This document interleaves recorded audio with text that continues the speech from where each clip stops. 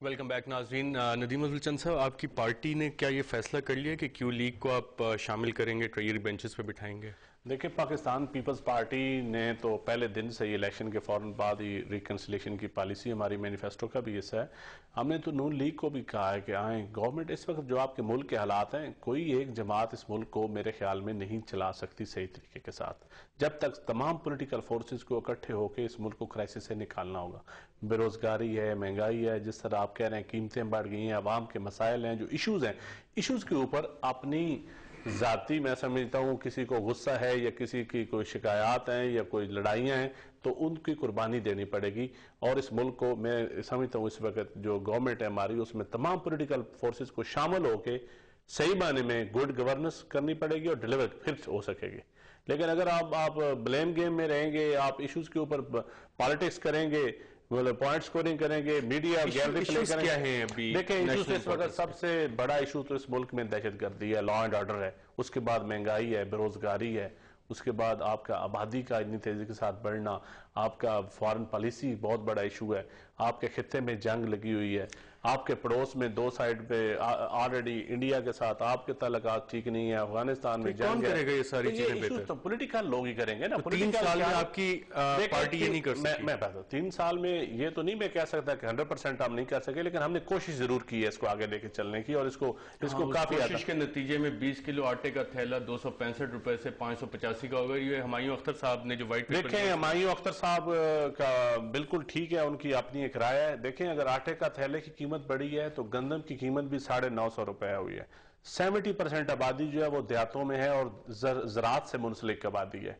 हमने सरकारी मुलाजमीन जो शहरों में रहते हैं, मेजॉरिटी शहरों में रहते हैं, उनकी 50% पे बढ़ाई है इसी वजह से कि चीजों की कीमतें बढ़ी हैं। इकोनॉमिक पूरी दुनिया में, मैं बताता हूं तो पूरी दुनिया में इकोनॉमिक मेल्टडाउन है, क्राइसिस आया हुआ है, इकोनॉमिक क्राइसिस है, जिसके वजह से अब इकोनॉमिक क्राइसिस क्रिएट किया, जो वही पॉलिसीज लेके चल रहे हैं, वही इकोनॉमिक फाइनेंशियल मैनेजर्स हैं आपके पास।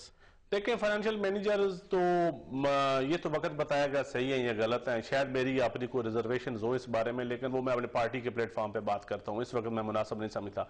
लेकिन जहां तक बात है हुमायूं अख्तर साहब के चार्जशीट की, तो हुमायूं अख्तर साहब अगर ये भी बता देते कि जब अख्तर अब्दुर्रहमान साहब फौज में भर्ती हुए थे तो उनका चार्ट में अगर लिख देते ना तो वो भी बेहतर होता। चले, वो हुमायूं अख्तर साहब किसी दिन आपके साथ बैठेंगे तो उस पर भी। सरफराज नवाज साहब, लोगों को यह समझ नहीं आ रही कि एमक्यूएम किस तरह की पिच चाहती है कि हुकूमत वो पिच बनाए जिसपे कि अच्छी तरह बैटिंग बॉलिंग हो सके। देखें, एमक्यूएम का मेन तो सबसे पहला जो एजेंडे पे है करप्शन फ्री पाकिस्तान, इसके ऊपर दोनों साहबान बैठे हुए हैं, पीएसी के माशाल्लाह मेंबर भी हैं।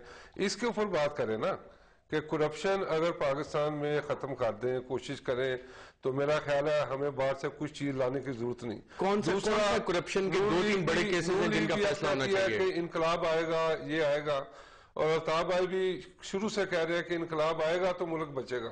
इसमें देखें, हमारा मेन जो चीज है, जो मिडिल क्लास है या पुअर पीपल, उनको जो जागीरदारों ने, सरमायादारों ने और उन्होंने वडेरों ने जो पंजाब के अंदर दबाया हुआ है, हम उनके लिए पंजाब के अंदर काम कर रहे हैं और हर गली मोहल्ले तक जाएंगे। तो आप काम कर रहे हैं, हुकूमत से आप किस तरह की चाहते हैं कि वो किस तरह की पिच बनाए कि आप उस पर खेल सकें? देखिए, हुकूमत तो एक दूसरे से मशवरे कर रही है, रोजाना मिला रही है, जिसके ऊपर करप्शन के चार्जेस आ जाए उनको साथ मिला लेते हैं। कोई 2-3 बड़े केसेस जो आपने आइडेंटिफाई किए एज अ पार्टी के ये टॉप प्रायोरिटी पे लेने चाहिए, कोई गिनवा सकते हैं? देखें जी, एनआईसी का केस वो आपके सामने अभी इन्होंने बात की है, आपने भी की है। उसके बाद जो पंजाब बैंक का कहाँ गया, डिग्री केस कहाँ गया, उसके बाद स्टील मिल केस कहाँ गया, ये सारे अंडर द कारपेट जा रहे हैं। और चीफ जस्टिस साहब के अगर आला अदालतों के हुक्म नहीं मान रहे और आप उनको तब्दील करने हैं, एक ऑफिसर लगाया हुआ है, until the end of the case उसको नहीं तब्दील करना चाहिए। उसके बाद हेड ऑफ द मुख्तलिफ डिपार्टमेंट रेट रखे हुए हैं कि इतने करोड़ दो, फलानी जगह जाके लग जाओ, और ये पार्लियामेंट में ये बैठे हुए हैं। इनको एतराज करना चाहिए कि किस काबिलियत पे जो बातें निकली थी लोगों को फिर फारग किया गया, उनके खिलाफ क्या चार्जेस है। परवेज मिर्ज़ा साहब, आप तो नेशनल रिकॉन्सिलिएशन की पॉलिसी पे चल रहे हैं ना, तो ये इशू तो शायद उसमें मैटर नहीं करते। हम तो कोई नेशनल रिकॉन्सिलिएशन पे चले थे, स्टार्ट हमने किया था, चार्टर ऑफ डेमोक्रेसी में आए थे, फिर उसके बाद दोबारा भी हमने एक, आपने देखा 10 पॉइंट एजेंडे पे हमने दोबारा बात की और टाइम दिया गया। देखें, गवर्नमेंट इज नॉट इंटरेस्टेड कि ये हालात ठीक हो। सबसे बड़ी तो विल इज नॉट देयर। जब तक विल नहीं होगी, जब ठीक करना नहीं चाहिए, ये पॉलिसी ये चल रही है कि नवाजें, अपने दोस्तों को नवाजें, मिसमैनेज करें, मामलात को चलाएं, यही हम दोबारा हमें आकर हमें इलेक्ट करवाएंगे, हमें वोट देंगे। जब तक गवर्नमेंट विल करेगी, जब हमसे बात करेगी, हम उसको गुड गवर्नेंस की बात करेंगे कि भाई खुदाया ये करप्शन को रोकें, ये इस तरह डिस्ट्रीब्यूशन ऑफ वेल्थ होनी चाहिए, आपके टैक्स रिफॉर्म्स ये होने चाहिए, आपकी महंगाई को आप इस तरह काउंटर करें। सारी दुनिया में महंगाई हुई है, कमोडिटीज, मगर वहाँ इनकम्स भी बढ़ी हैं। आप देख लीजिए इर्द गिर्द में आपकी 10% ग्रोथ रेट है। इंडिया की देख लें, चाइना की देख लें और बांग्लादेश की देख लें, यहाँ आपकी ग्रोथ नहीं है, आपकी इंडस्ट्री सिंक कर रही है, आपके इकोनॉमिक इशूज हैं, बेशुमार इशूज हैं, उसमें आपको एक बड़ा कॉम्प्रिहेंसिव व्यू लेना पड़ेगा। तो कहना कि वो मलिक साहब बड़े मेरे मोहतरम हैं, सच्ची बात है, मैं इनकी बड़ी इज्जत करता हूँ, बड़े अपराइट आदमी हैं। क्या पंजाब में गुड गवर्नेंस है? क्या वो मॉडल हम लाना चाहें? मैं बताता हूँ, अगर पंजाब में गुड गवर्नेंस नहीं होगी तो फेडरल हुकूमत नहीं करेगी। मैं कहता हूँ मलिक साहब, क्या खोसा फैमिली के ऊपर कोई करप्शन चार्जेस नहीं है? क्यों मिनिस्ट्रियां चेंज की गई थी? क्या तमाम स्कूलों में टीचर्स हैं? मेरे हल्के में आज भी 50-60 स्कूल बगैर टीचर्स के पड़े हुए। आज इस जमाने में डॉक्टर्स की हड़ताल, पीसीएस अफसरान की हड़ताल, कौन सा महकमा है जो हड़ताल पे नहीं है? और फिर आप ये बताएं, ब्यूरोक्रेसी में पाकिस्तान की तारीख में पंजाब में इस हद तक पीसीएस अफसरान के ऊपर जुल्म नहीं हुआ। प्रोविंशियल देखिए, प्रोविंसेस हम जा रहे हैं प्रोविंसेस को ऑटोनॉमी देने के सूरत, और आप उधर भी आपने पीसीएस अफसरान को आपने रगड़ना शुरू कर दिया। दूसरे नंबर पे आप अस्पतालों में जाएं, कहीं आपको डॉक्टर नहीं मिलेंगे, कोई मेडिसिन फ्री नहीं आपको मिलेगी, इमरजेंसी में भी नहीं मिलेगी। ये मैं एक बात ऑन द रिकॉर्ड कहता हूं कि पिछले दौर में कम से कम इमरजेंसीज काफ लीग ने बनाई थी, 1122 बनाया था, 2-3 काम उन्होंने अच्छे किए थे। कोई एक काम मुझे पंजाब गवर्नमेंट बता दे, जो पंजाब 70% आबादी पूरे मुल्क में इस वक्त हुकूमत कर रहे हैं आप 65% पे। मलिक साहब और पंजाब ने अपने रिसोर्सेज के साथ चलना है ना। मुझे तो ये बताएं कि मुझे बताएं कि किसी रिसोर्स में करप्शन हुई है?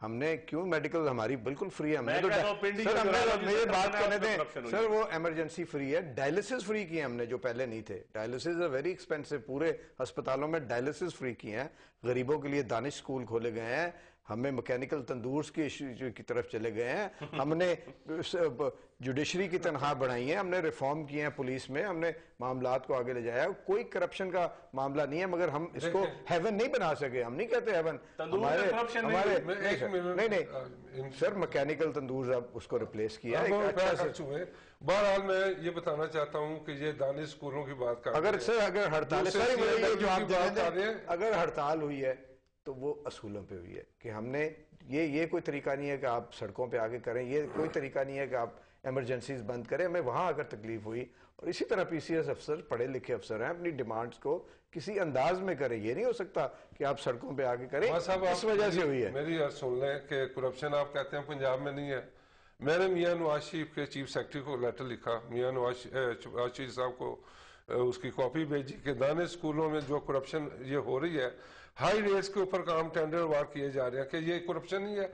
उसके बाद देखें करोड़ 2 टेंडर, एक भी मेरी बात मैं जवाब दूंगा, 1-2 करोड़ इनको दे रहे हैं, टूटी हुई कोई गलियां नहीं है, उनको री करके उसके बिल ये चार्ज कर रहे हैं। अब आप देखें, एक MP MLA कहता है, माफ करना ये मैं वादा करना चाहता हूँ कॉन्ट्रैक्टर को कि 20% मुझे ये दे दे, 1 करोड़ के मैं आपको काम दिलवाता हूँ।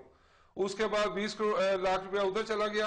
साहब ये तो वाइल्ड एलिगेशंस है ना, कोई प्रूफ आपने प्रेजेंट किया? बेशुमार प्रूफ है, आप जाए पाक की WT में सरेआम प्रूफ मिल रहे हैं इसमें। ये मैं एक इनके टास्क फोर्स का चेयरमैन था, उसने मुझे खुद बताया कि मेरे पास एक कॉन्ट्रैक्टर आया, उसने कहा 1 करोड़ मिला है, ये आप ले ले, तो ये काम मुझे दिलवा दे। उसने कहा मैंने नहीं करना, उसने ओपन टेंडर करवा दिए।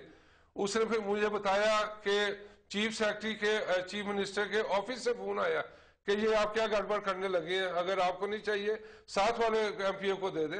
ये करप्शन चल रही है पंजाब में, ये गली है, ये वो सारा, ये इसके ऊपर क्या खर्च करना है? ये तो लोकल जो लोग हैं उनका काम है। MP MLA का तो बड़ी BN के आदमी होने चाहिए, ऊपर की चीजें करें। और मैं ये इनको रिक्वेस्ट करता हूँ कि पार्लियामेंट के अंदर दोनों माशाल्लाह नेशनल असेंबली में है, कल इशू क्रिएट करें ना, मोशन दें कि करप्शन फ्री मुल्क बनाना है, इसके ऊपर कंसेंसस करेगा। नाज़रीन, यहाँ पे हम एक वक्फा लेते हैं और वक्फे के बाद जब वापस आएंगे तो देखते हैं कि कंसेंसस किन पॉइंट्स पे है और किन पे नहीं, जबकि बात हो रही है नेशनल कंसेंसस गवर्नमेंट की। एक वक्फे के बाद